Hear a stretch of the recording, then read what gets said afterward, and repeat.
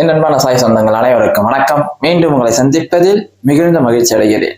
இந்த வீடியோ யார் யார் பார்க்கணும்னா, ரொம்ப மனக்குழப்பமா இருக்கிறவங்க பாருங்க, இல்லைன்னா மனசுல பயம் பதட்டம் இருக்கிறவங்க மட்டும் பாருங்க. தயாரம் எப்பயுமே மனசுல ஒரு பயம் இருக்கும், இல்லைன்னா ஒரு பதட்டம் இருக்கும், இல்லைன்னா ஒரு குழப்பம் இருக்கும், ஒரு தெளிவான முடிவு எடுக்க முடியாத இருக்கும்.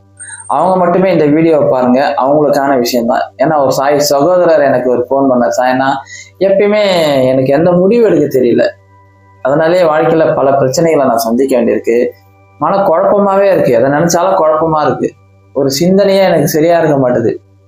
அது மாதிரி எல்லாத்துக்குமே நான் பயந்து பயந்து நடக்க வேண்டியதா இருக்கு.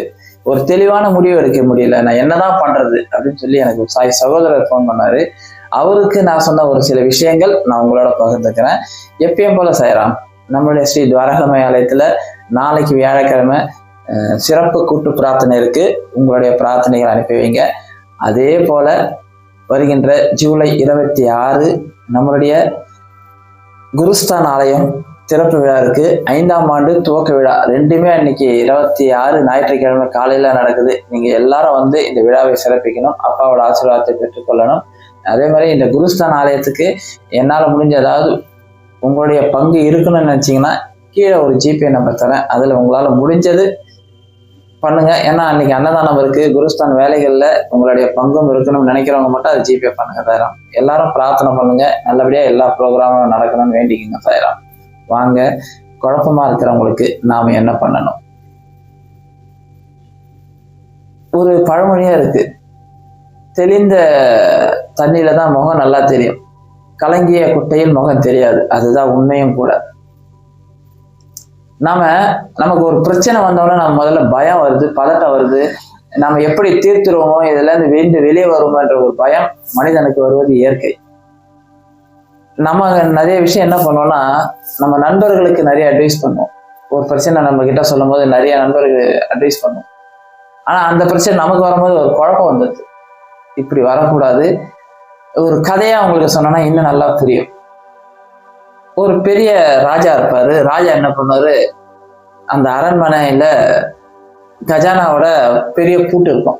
அந்த பூட்டு சாவி எங்கேயோ தொலைச்சிருவாரு. ஐயோ பூட்டு சாவி காண தேடி பார்ப்பாரு, கிடைக்கவே கிடைக்காது. அப்ப என்ன பண்ணாரு, நம்ம மக்களுக்கு யார் இந்த பூட்டை திறக்கிறாங்களோ அவங்களுக்கு நான் 1 லட்ச ரூபா தரேன்னு ஒரு அலௌன்ஸ் பண்ணாரு. எல்லாரும் நிறைய வருவாங்க, முயற்சி பண்ணி பார்ப்பாங்க, திறக்கவே முடியாது. ஏன்னா அது கஜானா பூட்டு ரொம்ப ஸ்ட்ராங்கா இருக்கும், அது திறக்கவே முடியாது. இதை கேட்டுட்டு வெளியூர்ல இருந்து ஒரு பையன் வருவான், சின்ன அறியாத வயசு பையன் தான். வந்தவொடனே ஐயா நான் திறக்கிறேன் என்னன்னு, டேய் பெரிய பெரிய ஆளே வந்தாங்க திறக்க முடியல, நான் திறப்பையான்னு. சரி அவனை என்ன பண்ண, போய் பார்ப்பான், பூட்டை தடவி பார்ப்பான். தடவி பார்த்து ஒரு சின்ன ஒரு திருப்பலி மாதிரி ஒன்று எடுப்பான், ஆட்டி 1 நிமிஷத்துல திறந்துருவான். மன்னருக்கு பெரிய ஆச்சரியமாயிடும், அப்பா இவ்வளவு பெரிய அழகா பூட்டை திறந்துட்டியடான்னு. அவனுக்கு 1 லட்ச ரூபா கொடுப்பாரு. அப்புறம் அவனை பத்தி விசாரிக்கும் போது அவன் எவ்வளவு பெரிய பூட்டா இருந்தாலும் 2 நிமிஷத்துக்குள்ள திறந்துருவான். உடனே மன்னருக்கு ஆச்சரியமா இருக்கு, ஓ இவன் சோதிக்கலாம் சொல்லிட்டு ஒரு 10 பூட்டு போட்டுருவாரு. ஒரு பெரிய கேட்ல 10 பூட்டை பூட்டிட்டு, இதை திறடா உனக்கு நான் 2 லட்ச ரூபா தரேன்னு. இந்த 10 பூட்டை கடன்னு திறந்துருவான். 5 நிமிஷம் 2 நிமிஷம் திறந்துருவாங்க. 10 பூட்டையே கரெக்டா திறந்தோம், பெரிய பெரிய பூட்டையும். மன்னருக்கு ஆச்சரியமாயிடும், இவ்வளவு திறமை இருக்கு இவனுக்கு, உண்மையிலே பெரிய பாராட்டலாம் சொல்லி அவனுக்கு பாராட்டி இன்னும் 2 லட்சம் தருவாரு. சரி அவனை அனுப்பிச்சிடுவாரு. அடுத்த நாள் என்ன பண்ணாரு, இதை மந்திரி கிட்ட பேசுவாரு. அங்க இருக்கிற மந்திரி கிட்ட, இவனை மாதிரி திறமைசாலி யாரும் இருக்க முடியாது, பாருங்க 10 பூட்டு போட்டுனேன், அவ்வளவு அழகா திறந்துட்டான், எனக்கு உண்மையிலேயே பெரிய ஆச்சரியமா இருக்குன்னு சொல்லி அந்த மந்திரி கிட்ட சொல்லும் போது அந்த மந்திரி சொல்லுவாரு, மன்னா எனக்கு ஒரு சான்ஸ் கொடுங்க, நான் ஒரே ஒரு பூட்டு மட்டும் அவனுக்கு பூட்டுறேன், அதை மட்டும் அவன் திறந்துட்டானா கண்டிப்பா அவன் மிகப்பெரிய பூட்டை திறக்கிற நிமிடம் நானும் ஒத்துக்கிறேன்னு. சரி அவனை கூப்பிட்டு மந்திரி ஏதோ ஒரு பூட்டை திறக்க சொல்றாரு, அதை நீ திறந்துட்டீங்கன்னா அவனுக்கு இன்னும் காசு தரேன்னு. காசுலாம் தர மாட்டேன். மன்னர் சொல்ற, மன்னா காசுலாம் தர வேணாம், நான் சொல்றது மட்டும் அவனுக்கு செய்ய சொல்லுங்க. சரி மந்திரி என்ன சொல்றாரு அதை மட்டும் செய்யறாரு. உடனே அவனை கூப்பிட்டாரு, டேய் இங்க வா, எவ்வளவு பூட்டனாலும் திறந்துருவியா? ஐயா எனக்கு 2 நிமிஷம் போதும், நீங்க எத்தனை பூட்டு வேணாலும் கொடுங்க, 2 நிமிஷத்துல நான் திறந்துட்டு என் திறமையை காமிப்பேன். உண்மையாவா? உண்மையா? உடனே வா கூட்டின்னு போவாரு. ஒரு ஜெயில் இருக்கும், ஜெயிலுக்குள்ள இவனை தள்ளிட்டு கது தாக்கல் போட்டு ஒரு பூட்டை பூட்டிட்டு 2 நிமிஷம் டைம் உனக்கு, திறந்துட்டு நீ வெளியே போயிட்டு சாவி உங்ககிட்ட கொடுத்துட்றேன், திறந்துட்டு நீ போயிடு, சாவியை அவங்ககிட்ட கொடுக்குற, நீ திறந்துட்டு போயிடு. ஆனா 2 நிமிஷத்துக்கு அப்புறம் நீ திறக்கலாம் 1 வருஷம் ஜெயில் தண்டனை நீ அனுபவிச்சே ஆகணும்னு சொல்லிடுவாரு. இவன் உள்ள போவான், தைரியமா உள்ள போவான், கூட்டிட்டு வாங்க, சாவி கொடுக்க மாட்டாரு. நீயே திறந்து வாடா, ஏன்னா எப்பயுமே சாவி தொலைச்சது தானே, நீ இப்ப சாவி கொடுக்குறனோ தைரியமா இருப்பான், சாவி கொடுக்க மாட்டேன், நீயே திறந்துட்டு வாடான்னு சாவி எடுத்துன்னு வந்துடுவாரு. இவன் உள்ள போனவொடனே ஜெயில் ரூமை பார்ப்பான், ஒரு பதட்டம் வந்துடும். ஐயோ 2 நிமிஷத்துல நம்ம திறக்க முடியல, ரொம்ப சிரமமாச்சேன்னு சொல்லிட்டு இவன்கிட்ட இருக்கிற அந்த ஆயுதத்தெல்லாம் எடுப்பான், திறப்பான், டைம் பார்ப்பான், 1 நிமிஷம் ஆயிடும், இன்னும் திறப்பான், அது திறக்கவே முடியாது. இவங்கிட்ட எல்லா ஆயுதத்தை கை உள்ள விட்டு திறப்பான், எப்படி திறந்து முயற்சி பண்ணி பார்ப்பான், முடியவே முடியாது. 1.25 2 நிமிஷம் ஆயிடும். வேர்த்து ஊத்திடும் அவனுக்கு. வேர்த்து ஊத்திட்டு ஐயோ 1 வருஷம் நம்ம ஜெயில இருக்கணும்னு சொல்லி அப்படி தலையடிச்சு அந்த கம்பிலேயே நிற்பான். மன்னருக்கே ஆச்சரியமாயிடுது பார்த்துட்டு, என்னடா 10 பூட்டை அழகா கடகடன்னு திறந்துட்டான், ஒரு சாதாரண போட்டு அது 2 நிமிஷம் ஆகியும் அவனால திறக்க முடியல, அது வேர்த்து உட்காந்துட்டானேன்னு சொல்லி என் மந்திரி கிட்ட கேட்பான், என்னப்பாச்சு ஏன் திறக்க முடியலன்னா. உடனே மந்திரி அவனை கேட்பேன், டேய் ஏன்டா திறக்க முடியல உன்னாலன்னா.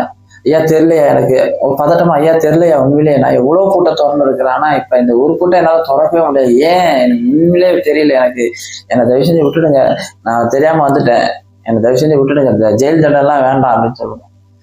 உடனே மந்திரி என்ன பண்ணாரு, சிரிச்சிங்கன்னா அதை திறப்பாரு, அந்த பூட்டை எடுத்துட்டு கேட்டு திறப்பாரு. என்ன நடந்தது, ஏன் உன்னால திறக்க முடியல தெரியுமா? தெரியலையா, நான் எவ்வளவு பூட்டை திறந்து இருக்கிறேன், ஆனா இந்த பூட்டை என்னால திறக்கவே முடியல, சாதாரண பூட்டு தான், ஏன் திறக்க முடியலன்னு.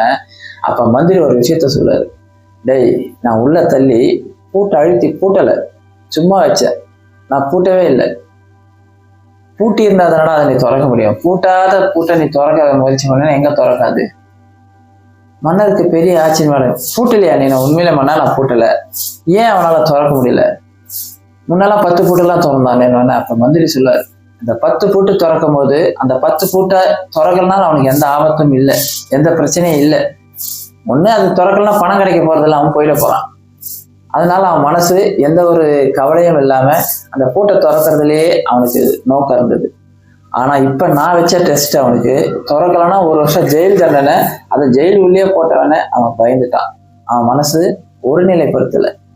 ஐயோ திறக்கலன்னா நமக்கு 1 வருஷம் ஜெயில் ஆச்சுன்னு சொல்லி ஒரு பதட்டத்துல பூட்டி இருக்கா பூட்டிலையான்னு கூட அவன் அந்த பூட்டை கவனிக்கல. அவன் கையை வச்சு சும்மா தலையை பார்த்து திறக்கிறதுலே தான் முயற்சி பண்ணானே, உண்மையிலேயே அது திறந்து இருக்கா பூட்டி இருக்கா அதை பத்தி அவன் யோசனை கூட பண்ணல. அந்த பதட்டத்துல தான் என்ன பண்றன்னு தெரியாம அந்த 2 நிமிஷத்தை வேஸ்ட் பண்ணான். இப்படிதான் மன்னா மக்களும் தனக்கு ஒரு பிரச்சனை வருதுன்னா பதட்டத்திலேயே அதுக்கான சாவி கையில இருந்து இல்லை திறந்து இருக்கு அதை கவனிக்க மாட்டாங்க. இவனை அப்படிதான் மாட்டிட்டான். எனவே இவனுடைய ஒரு விஷயம்தான் மக்களுக்கு நாம ஒரு பெரிய கருத்தா சொல்லணும்னு சொல்லி, ஒரு பிரச்சனை வருதா நாம் முதல்ல பயப்படக்கூடாது, மனம் பதட்டமாகக்கூடாது, கவலைப்படக்கூடாது. நமக்கு வந்த பிரச்சனையை கடவுள்கிட்ட கொடுத்துடணும். பாபா உங்ககிட்ட அந்த பிரச்சனையை கொடுத்துட்டேன், எனக்கு அந்த பிரச்சனையிலேருந்து மீண்டு வருவதற்கு நீ வழி கொடு, நான் தூரம் நின்று வேடிக்கை பார்க்கறேன்னு சொல்லி தூரம் நின்று வேடிக்கை பார்க்கணும். அப்பதான் உங்களுக்கு அந்த பிரச்சனை தீர்வதற்கான சாவி நம்ம கையில கிடைக்கும். இல்லைன்னா சாவி நம்ம கண் எதிர்க்கே இருந்தாலும் தேட முடியாது. பயம் பதட்டம் வந்தாவே நம்ம கண் எதிர்க்கே அந்த சாவி இருக்கும், திறக்க முடியாது. கூட்டுக்கு சாவி இருக்கும், பிரச்சனைக்கான தீர்வு நம்ம கண் எதிர்க்க இருக்கும், ஆனா திறக்க முடியாது. அதனாலதான் அந்த மாதிரி ஏதாவது நம்ம வாழ்க்கையில ஏதோ ஒரு பிரச்சனை வருது, ஏதாவது வருது, இல்லை பயம் வருது, படபட போறதுன்னா 1 நிமிஷம் முன்னாடி உட்காந்து ஓம் சாய் ஸ்ரீ சாய் ஜெய ஜெய் சாய் சொல்லுங்க, இல்லையா சாய் சச்சரிதை எடுத்து படிச்சுக்கினே இருங்க. மனசை முதல்ல அமைதிப்படுத்துங்க. மனம் அமைதி அடைந்தால் உன் பிரச்சனை தீர்வதற்கு வழி பாபா உன் முன்னாடி காமிப்பார், பாபா உன் முன்னாடி வச்சிருப்பாரு. ஆனா சச்சரிதம் படிக்கும்போது பதற்றத்தோட படிப்போம், நம்ம மந்திரம் சொல்லும் போது ஐயோ நாளைக்கு என்ன ஆகும் பதற்றத்தோடவே இருப்போம். முதலில் அந்த பதட்டத்தை குறை. பதட்டம் குறைஞ்சாவே, பயம் குறைஞ்சாவே உன்னுடைய பிரச்சனை தீர்வதற்கு வழி ஈஸியா கிடைக்கும். எந்த பிரச்சனையா வருதா அவர் நோட்டில் எடுத்து எழுதி, பாபா உன் பாதத்துல வச்சு என்னை காப்பாத்து, அந்த பயத்தை என்ன நீக்கு, அப்படி எழுதிட்டு நீங்க ஃப்ரீயா ஆகுங்க. உங்களுக்கான பிரச்சனை தீர்வதற்கு பாபா நல்ல வழி காட்டுவார்.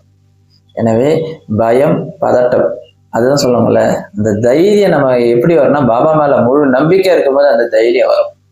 முழு நம்பிக்கையா இருக்கிறவங்களுக்கு பயம் வராது, பதட்டம் வராது. இவர் பார்த்துக்க போறாரு அவ்வளவுதானே, பாபா நீ பார்க்க போற, நான் ஏன் பயப்படணும், அந்த தைரியம் வந்துட்டா போதும். எவ்வளவு பெரிய கூட்டா இருந்தாலும் திறந்துட்டு நம்ம போயிடுவோம். இதுதான் நான் அந்த நண்பருக்கு சொன்னேன், உங்களுக்கும் அதுதான். முதல்ல பாபா முன்னாடி உட்காரும் போது பயம் பதட்டம் போகணும், பொறுமை நம்பிக்கை வரணும். இது வந்தாவே வாழ்க்கையில நமக்கு எந்த பிரச்சனையாக இருந்தாலும் அதுக்கான சாவி நம்ம கையில கிடைக்கும். அதை திறந்துட்டு சந்தோஷமா நம்ம போவோம் சாயலாம்.